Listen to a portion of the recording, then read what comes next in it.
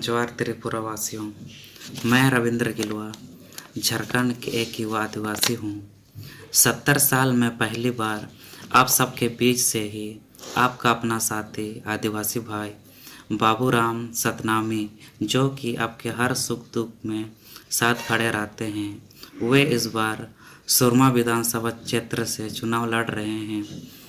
क्षेत्रीय दल Tripura indigenous progressive regional alliance से चुनाव लड़ रहे हैं। त्रिपुरा में जितने भी भाई बंधु हैं, आप सभी को झारखंड के तरफ से फिर एक बार जोहार। कल दिनांक 23 जून 2022 दिन गुरुवार को आप अपना बहुमूल्य वोट बाबूराम सतनामी को देकर विजय बनाएं, ताकि आपके हर समस्याओं को विधानसभा चुनाव क्षेत्र में रख सके। धन्यवाद।